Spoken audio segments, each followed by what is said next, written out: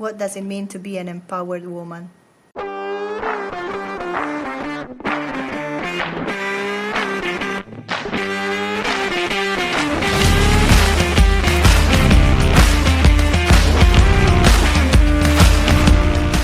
Welcome to the first When Power podcast episode of 2025.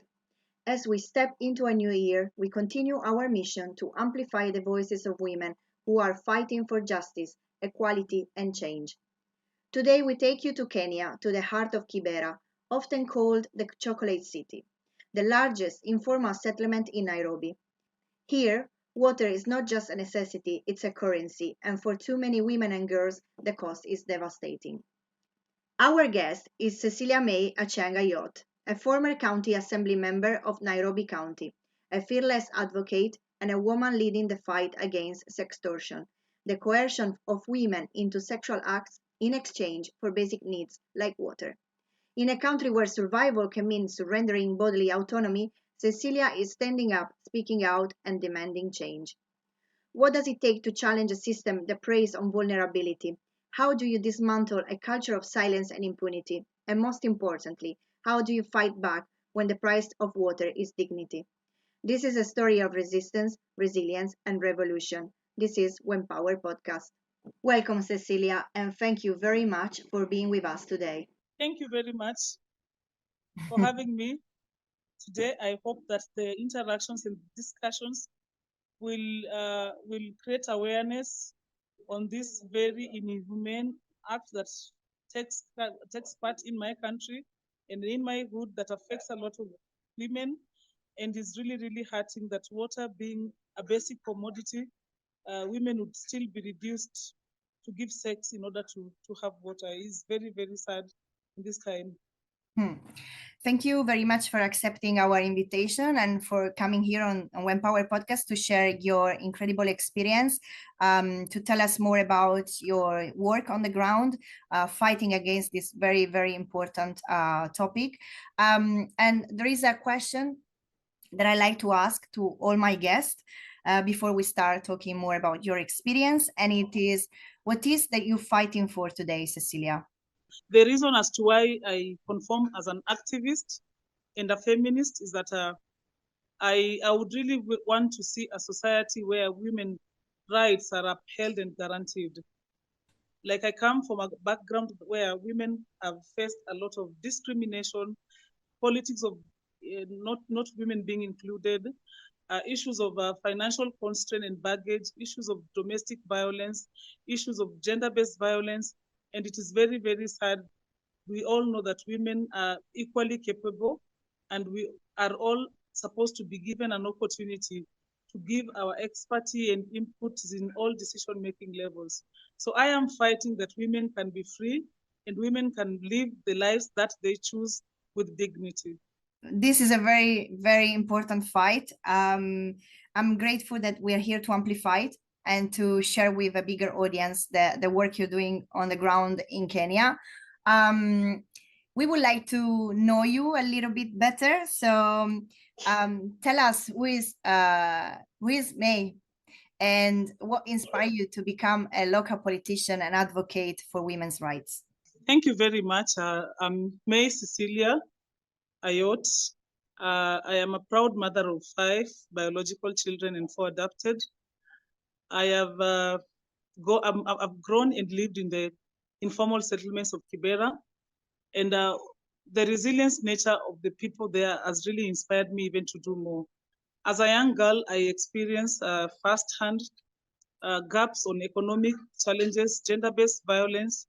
A lot of young girls that I grew up with faced rape at very early stages of life, a lot of domestic violence, a lot of inhuman activities, police extrajudicial killing, and really bothered me as a young girl growing in the informal settlements. I was really, really disturbed with many other things, having been not able to access quality education at a very early age in life. I got pregnant when I was 17 years. Therefore, I dropped out of high school. And my father, having had so much hopes in my career and my life, really got disillusioned, and he sent me home, out of home. So I went and got married at 17 years. That was very, very wrong in the first place because I was already a child at 17 years. And because this person who I went to live with was not my uncle, so kids kept coming. And before I knew it, I was already a mother of 4 children with very, very harsh conditions within the family setup that I lived with and the society. And I used to caucus with women within my locality, and we used to discuss how this was very difficult for all of us. I remember that most of my friends had really contracted HIV/AIDS at a very early age in life because the water vendors then would sleep with girls. You would be sent with your parents to go and look for water, not knowing the harsh conditions around fetching water. You still needed to go back to school. So you really have to make it early. So for you to get water and not go through the long queue, they would ask for sexual favors.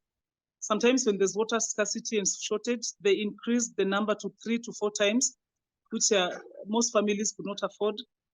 Being a woman, we cannot go without taking shower. We can't stay without bathing. I remember personally when I was in primary school, the days that I was on my menses and had not bathed. And I remember my peers and my classmates called me chafu. Chafu is a Kiswahili word, which means dirty. So these are some of the challenges that I kept seeing every other day within my community. And somehow my peers cajoled me to offer myself for leadership position. I don't know what they saw in me then, because I was really, really very scared, and I was equally desperate and equally vulnerable. But then they really thought that I would really make it as a member of county assembly. And I decided to run for an elective position, which again opened another door of violence, another door of cyberbullying. I was attacked several times. My children were attacked at many other different times. I have wonderful daughters that had rape threats and very, very ugly things. I can't tell you how I got strength. Every time I was so afraid to wake up the following morning and even to go and campaign, but somehow I could still find energy because I told myself, if this is happening at my doorstep, if this is happening to me, what then will happen to other women who have no voice at all? So I ran for the first time and I lost. I became second position with a lot of dignity, and it really shook the status quo because no woman had ever tried to run. And it was all my male counterparts had ganged against me. Interestingly, most of them are water vendors. So then when I started raising issues of sextortion and issues of how water cartels were allowed to take advantage of women in the society, somehow the patriarchy conspired against me, and powerful stakeholders within the community and the society. And there was a conversation that this girl is too loud, this girl is too chaotic, and she should not be allowed to occupy any political position. So as I was gaining more trust and more confidence from people, they started to be very violent and to scare my campaigners, to beat them up, to burn their houses just so that I would not get people to support me. So I lost that election with dignity. I really felt bad, not because I lost the election, but because people had so much trust and belief in me, and people really wanted me to represent them. So when I felt the hopelessness, the disappointment in their faces, it really kept me low. And I remember I really battled with depression, but because I had other powerful friends, I was able to collect myself, and I went back to the community initiatives that I was doing prior. I joined with other feminist women and organizations, and we started creating awareness within the communities. We started speaking out, we started calling out the perpetrators, which was equally risky. But then one good thing about issues of human rights is that the numerical strength and the fact that we spread the risk keeps us a bit safe, because now we were so many of us. So would you attack a whole community? Would you attack like 50 women? It became more safer the more we spread. And I went back to school because I attempted politics from a a push point of view, I was not well conversant with many issues. I had already dropped out of high school many years, and therefore I thought that now I needed to organize myself better in order to challenge the patriarchy, because it requires capacity to understand issues. It requires knowledge to be able to package yourself and represent yourself. It requires you to do a scan of stakeholders and know how to approach them. So I really made it deliberate to organize myself and to build on my capacity, to build on my knowledge, to have a holistic view of a fair view of issues that were happening around me. And I remember I went back to school 18 years down the lane. The son that I gave in 1995, I sat with him for the Kenya Secondary Certificate Education in 2012. Many people did not know that. My son either did not understand, because because I had no money to go to regular school, I would do coaching. So I would ask my son questions with relation to algebra and things that I studied in school. But because I am his mother and I give directions, he could not understand. So he thought I was very dumb. So it was very difficult. He would tell me, Mom, this is so simple. How can you not understand this? So then it means there's no way he would have been my coach. So I opted other friends and also his friends who looked at me differently. Of course, I was not my biological mother, so they don't take orders for me. So it was fairer than my son. So I went and did that exam. Well, don't ask me what I got. I did that exam, and it enabled me now to be able to do diploma and even to become bolder and to face the society with so much courage. So come 2017, I was more prepared.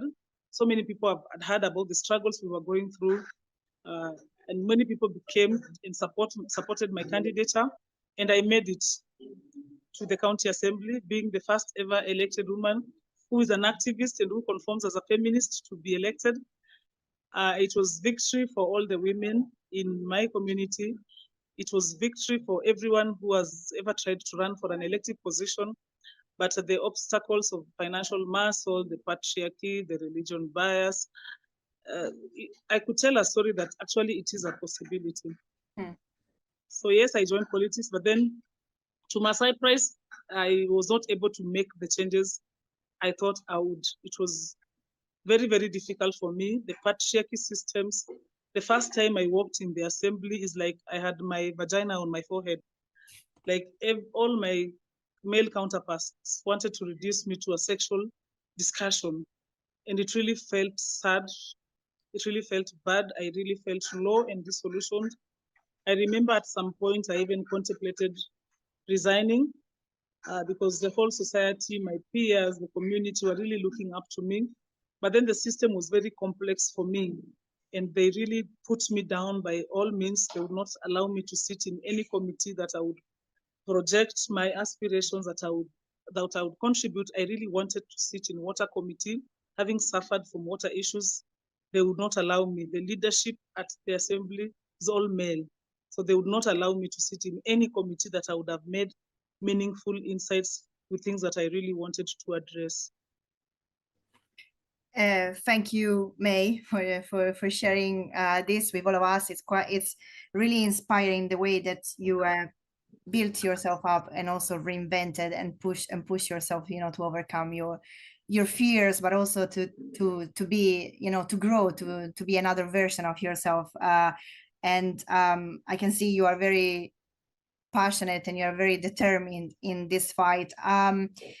I am, for the people that are listening to us, which probably maybe Kenya sounds like it's a very far away country. They don't have too much knowledge of what is happening and what does it mean to be a woman, to be a girl in Kenya, and maybe more specifically when we look at slums. So when we also think about an official settlement or the situation that you experience in Kibera. Yeah, thank you very much for that question.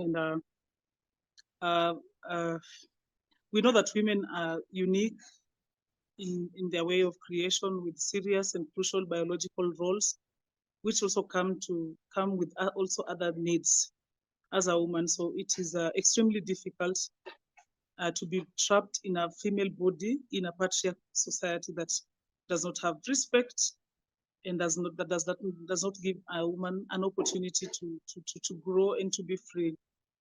So the setups within the informal settlements, we know the sizes of the houses. They're usually mud or iron sheet house that is usually a very small size that the whole family lives there. You have bathrooms and toilets up to 200 meters from where you live.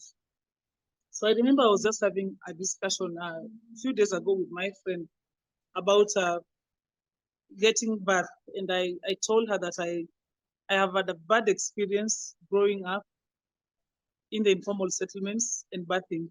So birthing is not something that girls have really embraced, and many people have not understood why. The reason is because the bathroom is very far, like 200 meters, so you have to carry water in basin and walk through the bathroom. So that means, again, I don't know how you are supposed to dress because you are going to take a shower in a bathroom that is 200 meters away. So it means you cannot put on all your clothes. Interestingly, the bathrooms are set in a corridor where there is no space to build more houses. So it's a place that is not accessed by so many people. The toilets are there. The bathrooms are not properly done. They are pieces of iron sheets that have been collected from wherever. So they have spaces that clearly somebody can see you. So perpetrators would sit around the bathing area. So anytime you would go to shower, they would peep and they would make comments. It's something that I really don't want to talk about. It was some of the most dehuman ways girls live in the informal settlements. So as we grow up also, the family gets big. Like I'm the third born in a family of 6. So definitely as we grow up, we can no longer fit in the house, the same household, because usually your parents would either sleep in the bed. The house cannot take 2 or 3 beds. It's only 1 bed. So the others will sleep on the couch or maybe on a mattress down. So as you grow up, parents agree to get an extra room, and because they cannot pay, so you have different families getting an extra room where either girls would sleep or boys, and usually it is not close to your house. So again, you have to stay awake because people try to break, perpetrators, people want to take advantage of young girls. They'll try to break the house many times. So most cases you sleep awake. If somebody passes, you get scared because you know the things that have happened. They have happened to our siblings, to our friends. So you are really, really generally a terrified person every other time. And in most cases, they actually manage to break into the houses where girls sleep, and very bad and ugly things happen. When you speak about issues to do with water, that was also very something that I really held dear. For many years, there was no water in the informal settlements of Kibera. Inequality is also another thing. In the informal settlement of Kibera, there's a Royal Golf Club. It's very green and has constant supply of water, while there's only a railway line that separates the Royal Golf Club and the slum. While on this extreme, there's no water completely. So what happened is that we would sneak at night to go and bribe the security people at the Royal Golf Club to be able to fetch water. And that is where most bad things happened. Girls will be raped, gang raped, and very many ugly things. And because we came from families that were really suffering, our parents had a big baggage of feeding many children. So it's like even children are not a blessing. Like parents would complain that I am suffering because of you, I have problems because of you. So you do not even report some of these things because you will be beaten up thoroughly. Like like even our parents were not even in the right state to bring us up as parents. Sometimes I thought that parents were very mean, but nowadays I clearly see that sometimes emotional pain beats the logic of reason, and you cease to be a human being. Even our mothers then had no strength even to support us, even to help us because they were so helpless. So most of these things will happen. And the sad thing is that a perpetrator would rape like almost everyone, the mother, the siblings, the sisters, and they would just walk there free, and you will see them every other day, and you live with those traumas. And it was really, really ugly. I remember most of my childhood friends did not make it even to high school. Most of them got married at a very early age. A good number of them died. They contracted HIV and AIDS at very early stage of life. A good number of them went into alcohol and drugs and completely lost it. I was a bit lucky because my father was a civil servant in the Ministry of Tourism and Wildlife, and therefore we had little constant income for my family. So myself and my other siblings were able to go to school, unopposed to many other families that lived around. And I think probably that is why for many years they saw me as a role model. I remember even when we were growing up, when bad things happened to them, they would come and report to me, and I was either their age or younger than them.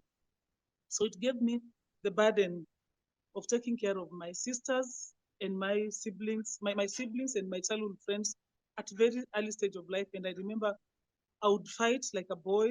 I was so rough and very tough and very combative because everything around me was just scary. Everything around me was just scary. And that happens to many, many other more girls within the informal settlements. It is a place that many people are so disillusioned, they don't know their rights, they will not report. Issues like this will be discussed and agreed upon. Sometimes you'll be told not to share because you put the family into risk. The perpetrator can attack the family members. And it's a very, very scary scene and very, very worrying that even to date, such things still happen. Within my hood where I grew up, those things still happen. Of course, I was able to move a bit, but I confront them every other day. Sometimes the issues are reported to me. The legal justice system is also very complicated with a lot of bribery. So sometimes they report, they get to expose the perpetrator, then the perpetrator buys their freedom, and then it puts them even to more risk. So sometimes you really don't know really how to handle and how to go about it. It really feels bad. It's very disturbing at times. We can just imagine, and the feeling is that then in such a vulnerable place where like women and girls anyway, they are vulnerable anywhere in the world, unfortunately, although we're still fighting for equality. But it's what is in very sad and worrying as well is that something so important like water is becoming then a way to exploit women bodies even more and to make use of their vulnerability. For the people that are listening to us, and the reason why also we are here to listen to your story and to discover more what you're doing has to do with sextortion. We already touched on this at the beginning, and we said it in the introduction. Is a way for men again to exploit women bodies in exchange of something. And in the case specifically of Kenya, it has to do with water. So water is an essential resource for human being, but then again, women are seeing that they need to trade their own body, their own freedom and health just to access something so simple like water. That maybe, you know, you mentioned as well that the golf course next to Kibera is throwing away so easily. So would you like to tell us a little bit more as well about the work you've done specifically to fight against extortion? And I know that you already mentioned it was really hard for you to push anything through when you were in the assembly due to the, you know, very strong patriarchal system. But we would like to discover more about this if you feel like sharing it with us. Yeah. What happened is that when I first got into the assembly, it was very, very difficult. But then I had made a commitment that I will fight with my last breath. And I kept pushing, I kept fighting, I kept doing articles, I kept doing interviews to the level that people were starting to get attracted to me, and especially the fact that I was elected. And then I told them my frustration within the county assembly. I even took my complaints to my political party and even met the National Executive Committee and told them that I was very ashamed to serve as a member of county assembly and a political party when they allow the patriarch system not to put into consideration the issues of women, and especially me being elected. I remember from my party, we were only 2 elected women. It was very difficult at first. They kept bribing members because we wanted to pass a vote of no confidence in the first attempt. We were only 6 we were not able, but with time, I would speak to my male counterparts. I recruited them under he for she and told them that this is not about me, May. This is about your wife. This is about your daughter. This is about your sister. And with time, I could start winning my few male counterparts. And I remember by the time we made a second attempt to unseat the officials, it was a big success because I went to my party leader and really stated my case and said I had no business sitting in that house if I cannot address the issues of women that I hold so dear, that I was even willing to tender my resignation. And the party leader agreed that we take a vote. By that time, I'd recruited mostly men from my political wing. And interestingly, men who served in the informal settlements are the ones who bought my idea first. I remember this, they were calling me feminist then. I did not know what feminism is. This tells you that men are very ahead of us in many other things.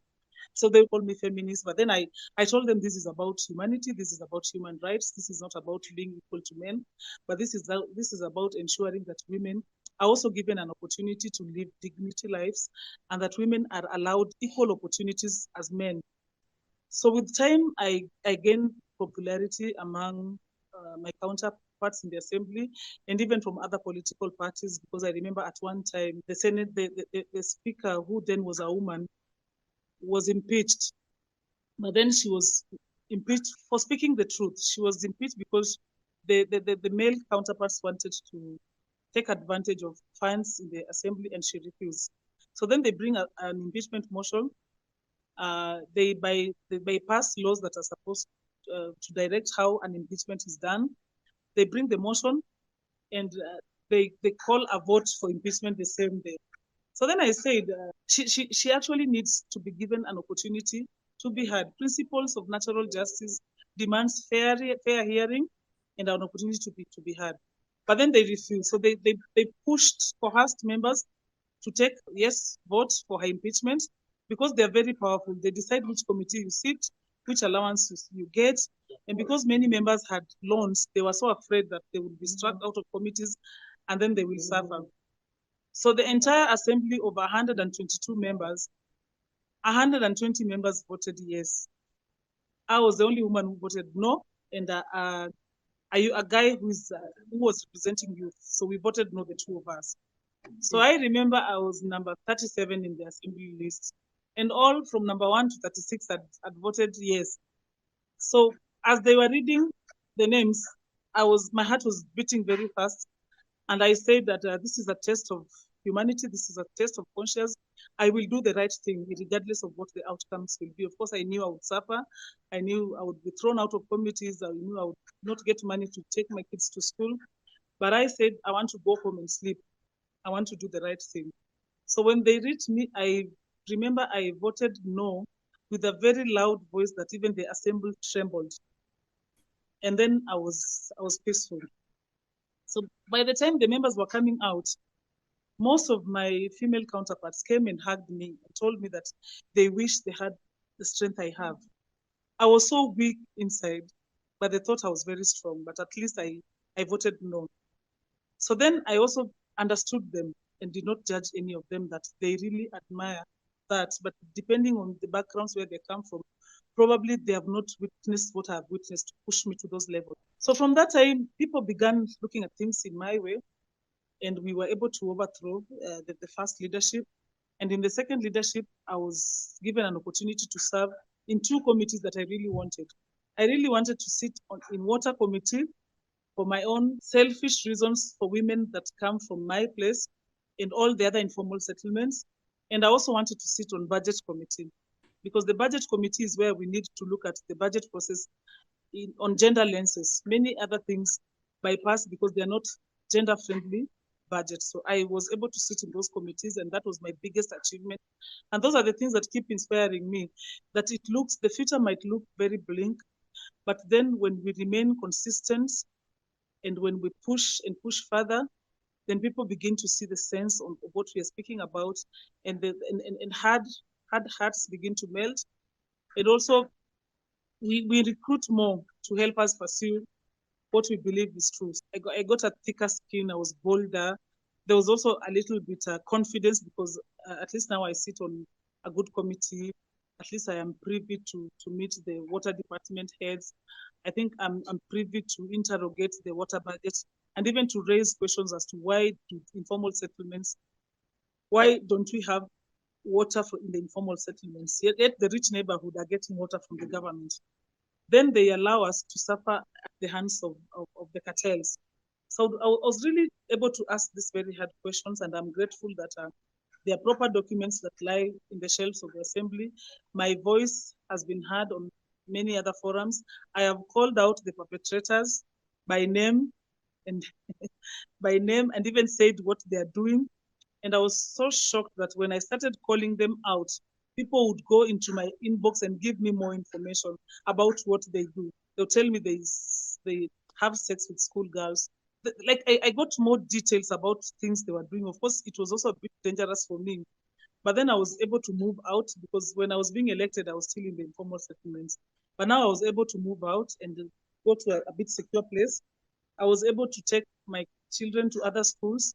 So targeting them now was not very easy as opposed to previously. And also I had attracted many other friends that would help me like take the courage and inspire me and comment on my post and even expose them further. So when we started exposing them, it rose eyebrows of even married men, young married men, because also their wives were victims of sextortions in the informal settlements. So however much a number of hard check systems attacked me, they began to take low tones because digging deeper, they realized that this problem was actually at their doorstep and it's something that it needed community address and concern.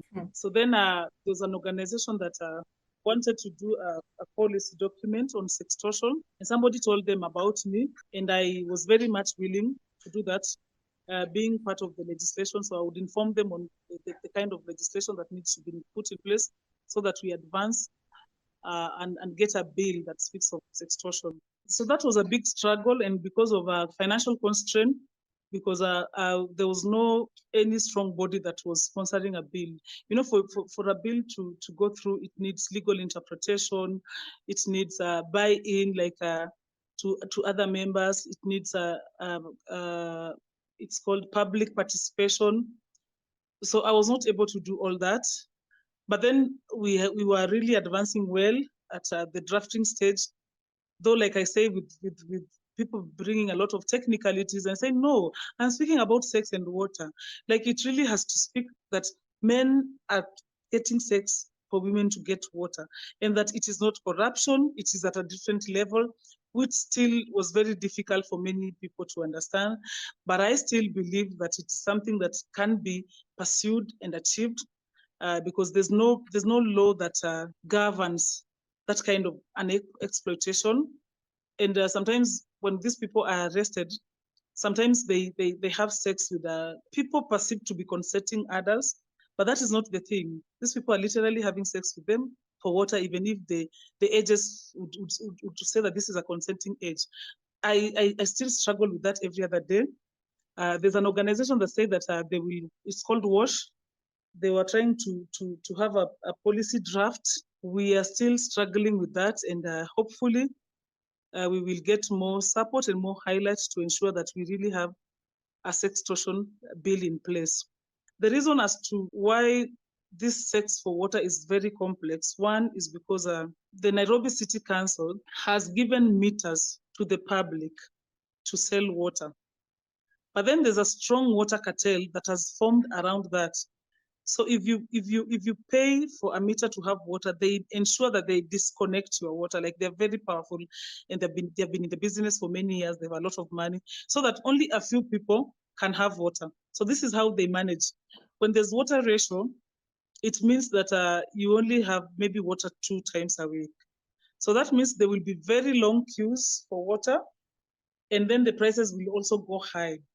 Ordinarily, a family of like 5 or 6 would use 5 to 6 jerrycans a day of 20 liters. Initially, it went for 5 Kenya shillings. Now it goes for 15 to 20 Kenya shillings when there's water. So when there's shortage, they can take it up to 100, like nobody regulates that. And because women have to get water, the women who have children, the women who are married, the girls who go to school, you need even 2 cups just to wash your vagina and your armpits to feel fresh and go to school. So it is a must-do thing. Like there's no way they can survive without water. So this is the catch-24 for them.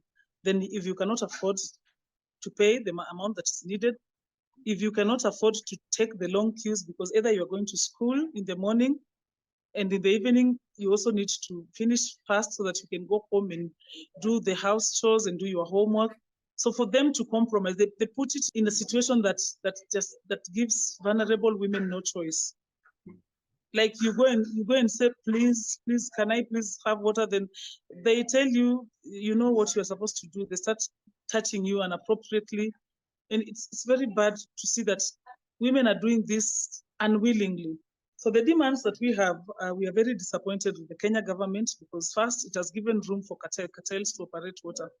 And every time I asked, why don't we have government water points? They would say a very lame excuse that there's no land. But when there's need for superhighway, then the government bulldozer comes and demolishes the houses for a superhighway to pass. But then a place that you can put a water tank is a very small place that the government has the power and the machinery. The houses in the land in the informal settlement is owned by the government. The people who are there are only structure owners and they collect rent of cost in the structures. But then, however much people would be mean sometimes and say that they would not give up their structures for the government to put water, I think it's something that they will see the benefits in many years to come. And the same way the government uses force and power when they're putting a superhighway is the same measures the government should take. So this is by design. This is very shameful to the government of Kenya in all the county assemblies because it's happening everywhere. I don't know why this still happens. The government, again, has been very reluctant on giving individual companies opportunity to take the water rights and sell, because that is also another option. If the government cannot ensure that there's water, the government can get into partnership with private vendors who have the capacity to put water points. That again is still not happening. But I'm glad the noise I made had pushed some organizations like SHOFCO to have at least fair distribution of water points. So today we would say that SHOFCO has been a strength, but then they have no capacity to reach every other place. So we still need partners like SHOFCO who could come in. And when we spoke about sextortion, I am sure it's even worse in other parts of the country because that was only Kibera, the informal settlements. This is something that can, maybe research can be done in other counties. And this is something that should be introduced to all the informal settlements within this country and even the rural setups. Because I know about rural setups where individuals own boreholes and they're all patriarch. Patriarch is such an animal because land is only given to men. So there's no way a woman would decide to put a borehole. If a borehole is put, it has to have a man's consent. And when you get a man's consent, he manages the borehole. And really, really, really speaking to women because patriarchy has invested so much in women that they are the custodians of patriarchy without knowing. Religion is also something else that has really supported patriarchy in many setups and really lied to women that they should pray over the night and that they should fast when no solution is coming. So we really need to create massive, I am doing with fellow women, is to create massive awareness on some of these issues, to have focus group discussion, to give contacts of referrals in case there's a rape, in case there's domestic violence, in case there's gender-based violence. We've shared contacts where we can get help. We have powerful human rights organization currently in the country because I've been attacked twice. The most recent was just during the finance bill that somebody really targeted me with a rubber bullet that hit my eye, and it was really, really bad. So I am doing my activism, but I'm also taking a lot of caution because a lot of people are really targeting me now. The good thing is that we've spread our wings and we've created awareness. So there will be many feminists and activists that will not be able to attack all of us. And people are so much aware of their rights. Of course, we advise them to spread the risk and also take safety precautions because I am not in a position to really help in terms somebody is injured or in case of loss of life. But I'm glad that the conversation is going on, and we will still find ways of reintroducing the bill and see it to the policy level. And in your experience, how did you see as well the relationship with men? Are men supporting this? I know we talk about the assembly and the level of patriarchy, but more at a community level. Did you see changing something from the men perspective? Are they more involved to support your action? Are there more interests? Are they more aware? There is some level of acceptance, but then the men would say, well, you are doing the right thing, but they will not come out and support, they will not stand with you. There's a general perspective that feminism is foreign, that it is wrong, that it means that if you conform to feminist ideologies and activists, that you're a weak man in the society aspects and all that. So they would not really come out strongly, only a few. But interestingly, the young people, the very, very young people are more understanding, more vigilant, and they come knowing all these things. So it is very easy to work with the young people, the young men, and they're really, really supportive. They will come out, they will speak to the issues, but the older men are still reserved. Of course. And what do you envision for, and what do you hope for the future of women and girls in your community? Yeah, like I said, my vision is to have a safe and secure community where women dignities are upheld and guaranteed, and they are allowed to economically build themselves, because economic stability is also something else. Like women who are less economic privileged have less voice. It's true what you say, that once a woman has an economic power, then things are really changing. But until women will not be financially independent and will not have the possibility to develop themselves as work-wise and economically, it's going to be very, very, very difficult, unfortunately. And I feel you as well when you say it's true that younger generation of men are more aware and they are more engaged as well with the feminist fight. It's also unfortunately true that older generation are still stick with the idea that being a feminist is something that has only to do with women.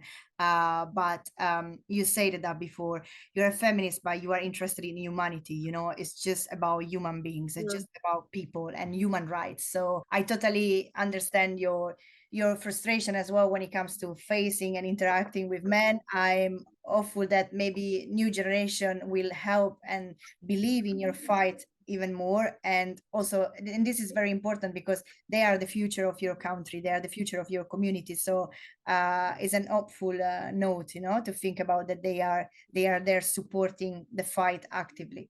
And to conclude this interview, this podcast, you remember at the beginning I asked you what is that you're fighting for, and imagine tomorrow you're going to wake up and you can stop fighting. So if you envision this day, what would have happened on that day? When we get to that position where women are free and happy and human rights are upheld, it's a good country, for everyone.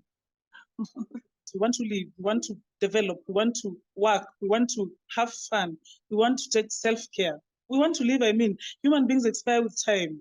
How would you come to this world and suffer to your death? It's not fair. It's not fair at all. We contribute equally to all governments. We pay taxes. We have the numerical strength. What is the problem? Many. And like you put it right, women have these problems everywhere, regardless of their social status. Everything is designed for a man, the roads, the political space. And even women themselves have learned to buy their children toys. If you have a girl, you buy her a doll or buy her utensils. If you have a boy, you buy him a truck or vehicle. We need to change the narrative. We need to change the narrative. I agree. Well, that's why we are here. That's why we had this beautiful conversation today, and that's why we're gonna keep fighting on our side to bring stories like yours forward, because it's I was having this reflection yesterday with a friend. We are the vehicle of life. Men are here, humanity is here because of women. We can generate life. So, and you said it, we participate in the in the political and public life equally. We contribute to it equally, actually, sometimes even more, because there is the job that we do publicly and there is the job we do at home, and men they're just, complaining that we are feminists. That's not the problem. Problems No, are that's not a problem. problems unfortunately are others, like we discover with this conversation. And I wanted to really thank you for the work you do, for your passion. Even though we're doing this virtually, I can feel your determination. I can feel what you said, the people saw in you, and to advocate for people that have no voice and no power in your community, so that something will change. It will take time, because this is a fight that we've been fighting for, I don't know, since we came in on this planet. We always have to prove that our value, our worth. But we are deeply grateful for the work you're doing, and so grateful that we had the opportunity to have this conversation with you today. Thank you very much again, Cecilia, for being with us today on When Power Podcast.